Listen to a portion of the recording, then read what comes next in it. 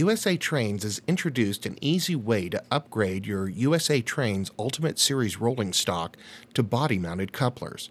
There are two options. There's the R2011, which includes two fully ready-to-go body-mounted couplers as well as instructions and even the screws that you need to install them. The ready-to-install coupler is made of three pieces. There's the top of the box, the bottom of the box, and the standard USA Trains coupler. They're all assembled and ready to install, but let's take a look inside and see how it works. There's no little parts or additional springs. You just place the standard USA Trains knuckle coupler into the box and you're ready to go.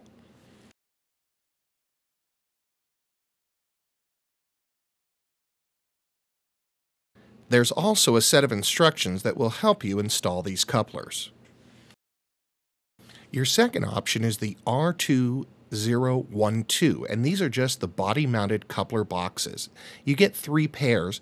You also get all the screws that you need to upgrade 3 of your Ultimate Series rolling stocks from USA Trains. All you have to do is take the coupler that came with your rolling stock, add it to this box, and install it on the car. What you get is just the box, and you put the coupler that already came with your USA Trains into the box and install it. It also has a set of instructions as well. Why use body-mounted couplers? Well, there's a couple good reasons. Real railroad cars have body-mounted couplers, so they will look more realistic.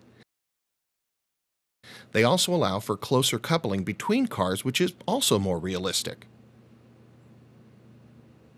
They are more reliable when backing up, especially around curves, and they're ideal for switching operations in a prototypical manner.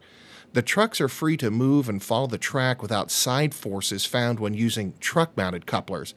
But one thing to remember, body-mounted couplers require larger radius curves, so keep that in mind before you think about upgrading.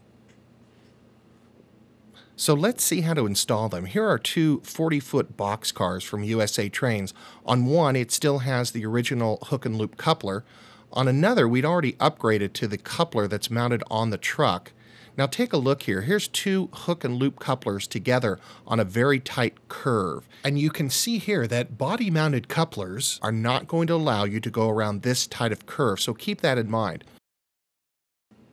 Installing is easy. The first thing we did was just take off the hook and loop coupler while it was still mounted, and then we took off the actual truck itself.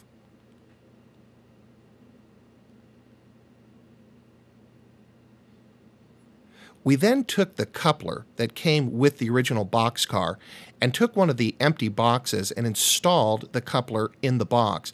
Make sure that the large plug of the coupler is on the same side as the rivet, so you make sure that you have it right side up and not upside down. Then it's just a matter of putting it on. There's a bar there you'll need to remove. That's the cut lever, and USA Trains provides a replacement one if you body mount. Look inside the box for a small bag. It's real simple. You take the screws that come with the box, and we tightened one first, and then put the other one in and tightened it. Now, one thing to keep in mind, you don't want to crank these down as hard as you possibly can, because if you do, you'll make it so tight that the self-centering mechanism of the body-mounted coupler will not work. So tighten it down, test it, and make sure that it's tight but not too tight.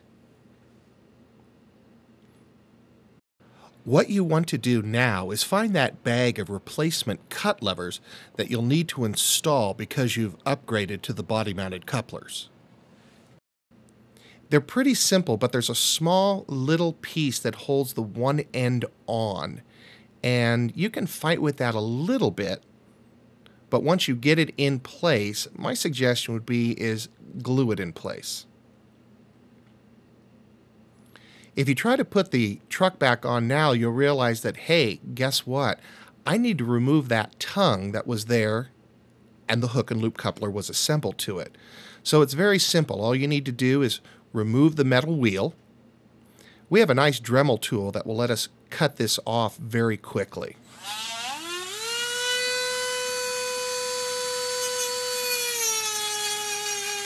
Once you've done that, you can go ahead and put the truck back on and put on the wheel, or if you want, you can put the wheel on first and put the truck back on. It really doesn't matter.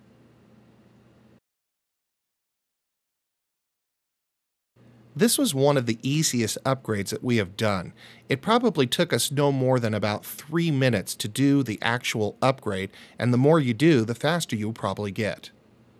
We upgraded one end of the other boxcars so that we could put two of them together to see how they look, and we were quite impressed. It did look very realistic, and it was very, very easy to do. One additional benefit to the body-mounted couplers is that using our Katy height gauge, we noticed that they were at the correct height, whereas the truck-mounted couplers are lower than what should be standard. And that's one thing to keep in mind. You might make some transition cars so that you can use all of your cars at the same time. You might go from a truck-mounted knuckle coupler to a body-mounted coupler and have another car that had a body-mounted that might even go to a hook and loop. One thing to keep in mind, and we'll try to emphasize this, is that once you put on the body-mounted coupler, the wheels will not turn as tightly as with a hook and loop or the truck-mounted knuckle coupler. So keep this in mind before you upgrade, otherwise your cars may not be able to go around the curves that are on your railroad. This is an excellent solution from USA Trains for those of us who want to upgrade their Ultimate Series rolling stock to body-mounted couplers. There's really no additional things to buy other than the box, as USA Trains already supplied you the knuckle coupler when you bought the rolling stock. So take a look at this. It might just be the thing that you're looking for to give your railroad a more prototypical look and to help your cars run better.